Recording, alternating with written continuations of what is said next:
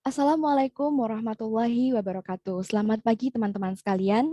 Bismillah, alhamdulillah, la haula wala quwata illa billahil alil azim. Qala rabbi shrah li sadri wa yassir li amri wahlul 'uqdatam min lisani yafqahu qawli amma ba'du.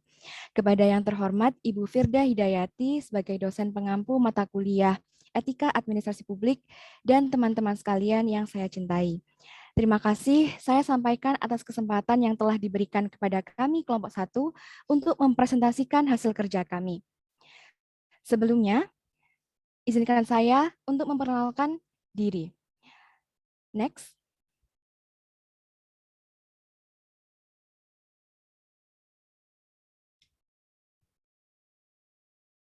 Kelompok 1 terdiri dari saya, Jihan Nur Hasanah, dan 3 rekan saya lainnya, Muhammad Fatoni, Widya Wahyu Rizky, dan Nurul Maulidah. Tanpa berlama-lama lagi, izinkan kelompok kami untuk membagikan materi presentasi. Materi akan disampaikan oleh Widya Wahyu Rizky. Silahkan. Terima kasih Jian sebelumnya. Latar belakang dari pembahasan kita kali ini, jadi pegawai atau manusia dalam organisasi sangat berperan penting dalam pencapaian tujuan organisasi, sehingga memerlukan adanya pengkajian dan analisis yang runtut mengenai hubungan budaya organisasi internal, lingkungan eksternal, mekanisme penyebaran budaya, serta konsep iklim etis dan tujuan reformasi budaya.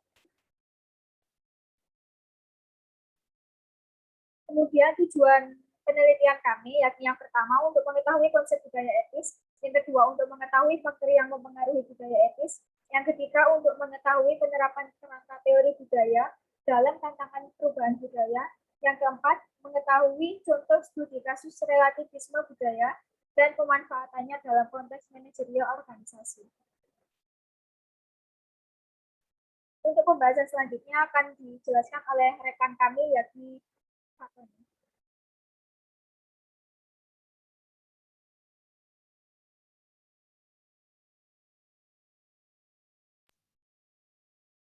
Terima kasih Widya.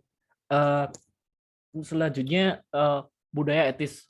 Auci berpendapat bahwa budaya itu dibagi menjadi 3. Yang pertama adalah budaya birokrasi.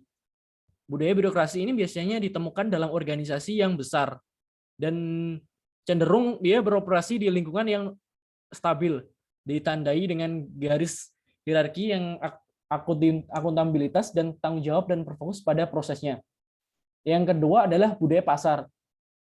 Ya, budaya pasar ini lebih didorong oleh lingkungan yang kompetitif.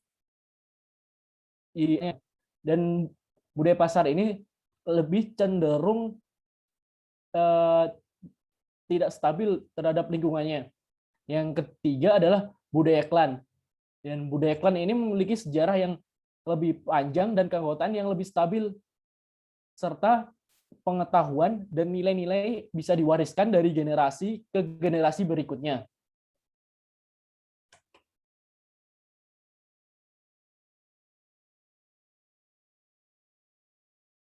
Jones dan James mengidentifikasi 6 dimensi untuk iklim etis. Yang pertama adalah fasilitas dan dukungan kepemimpinan.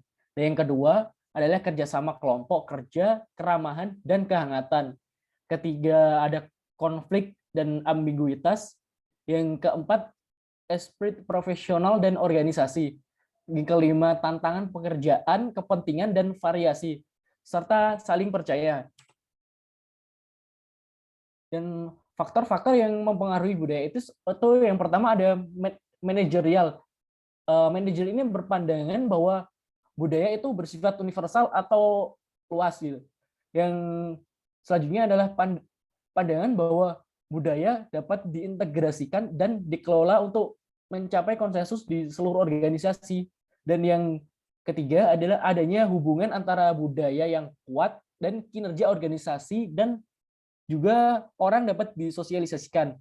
Yang keempat, strategi manajemen yang diciptakan untuk memandu perilaku dan proses dalam organisasi.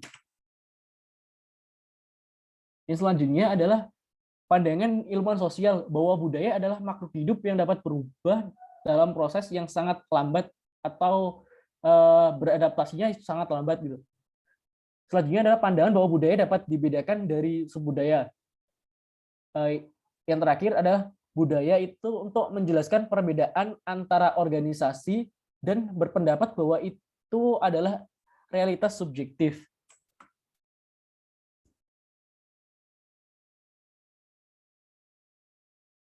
Slide selanjutnya akan dilanjutkan rekan kami, yaitu Widya. Waktu dan tempat dipersilahkan. Terima kasih Kak Tony.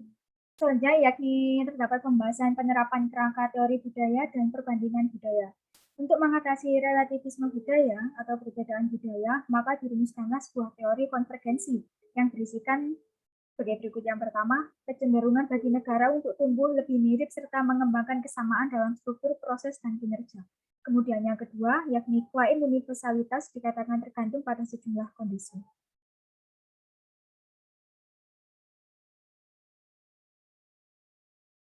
Kemudian untuk pembahasan selanjutnya akan dilanjutkan oleh rekan kami, yakni Nurul Maulida. Baik, terima kasih Widya. Selanjutnya kami akan membahas mengenai perbandingan budaya.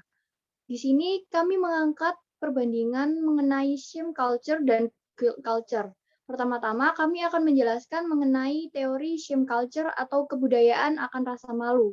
Teori shame culture sendiri memiliki beberapa ciri-ciri, yaitu adanya rasa malu, menjaga reputasi atau nama baik, status, dan gengsi. Kemudian, bila melakukan kejahatan, harus disembunyikan dari orang lain. Sanksi dari shame culture ini sendiri berasal dari luar. Dan dalam shame culture ini, hati nurani hampir tidak berperan. Selanjutnya,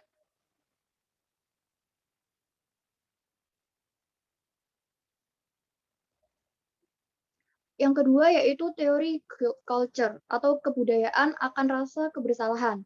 Teori guilt culture ini pun memiliki beberapa ciri-ciri, yaitu adanya rasa bersalah, terdapat beban berupa dosa yang selalu terbayang oleh pelaku. Sanksi dari guilt culture ini sendiri datang dari dalam berupa batin atau hati dari pelaku tersebut. Dan dalam guilt culture ini, hati nurani berperan sangat penting. Next. Yang selanjutnya akan dibahas yaitu mengenai contoh dari studi kasus.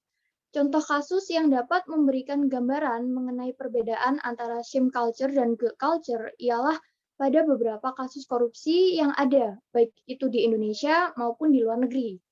Untuk contoh kasus korupsi di Indonesia sendiri, kami mengambil contoh pada 6 Desember 2020, KPK menetapkan mantan Menteri Sosial Juliari Batubara sebagai tersangka kasus dugaan suap. Suap yang dilakukan yaitu suap berupa bantuan sosial penanganan pandemi COVID-19 untuk wilayah Jabodetabek tahun 2020.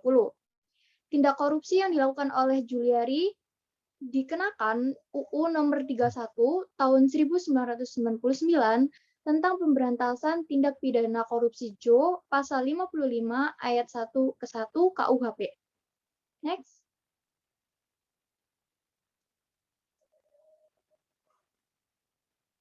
Namun, sebuah tindakan yang dilakukan oleh Juliari setelahnya yang mencerminkan tindakan guilt culture dengan berkata, oleh karena itu, permohonan saya, permohonan istri saya, permohonan kedua anak saya yang masih kecil-kecil, serta permohonan keluarga besar saya kepada Majelis Hakim yang mulia, akhirilah penderitaan kami ini dengan membebaskan saya dari segala dakwaan.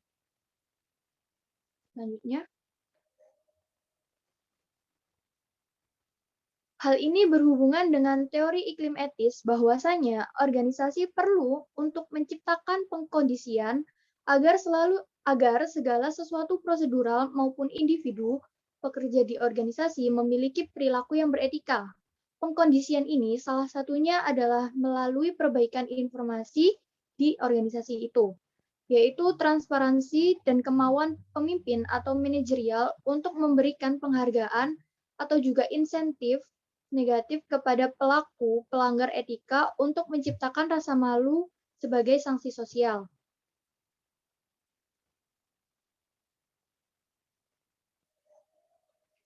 Untuk materi selanjutnya akan dibawakan oleh rekan kami, Jihan Nur Hasanah. Silakan. Berdasarkan pemaparan dan contoh studi kasus di atas, dapat disimpulkan bahwa, pertama, pembentukan iklim etis sangat berpengaruh kepada ketaatan pegawai dalam melakukan pekerjaannya dengan beretika. Yang kedua, kepemimpinan dan pola kepemimpinan menjadi hal yang sangat krusial karena fasilitas dan dukungan kepemimpinan begitu berhubungan dengan iklim informasi dalam organisasi. Yang ketiga, nilai keberhasilan pembentukan iklim etis dapat pula dihubungkan dengan kesejarahan organisasi. Apabila sejarah organisasi menunjukkan kegagalan, maka hampir tidak mungkin keberhasilan akan dicapai tanpa merubah sistem perubahan yang besar. Selanjutnya, berdasarkan kesimpulan tersebut, penulis dapat memberikan saran sebagai berikut. Yang pertama, mempertimbangkan pola kepemimpinan yang terbuka. Yang kedua, membudayakan aktivitas partisipatif dari anggota organisasi dalam berbagai hal, terutama dalam hal pengawasan. Ketiga, perbaikan sistem informasi organisasi sebagai alat dalam pemberian insentif positif dan negatif. Insentif positif adalah penghargaan, sedangkan insentif negatif adalah peringatan atau pengumuman penganggaran. Dan yang terakhir adalah pembudayaan pemberian feedback teratur.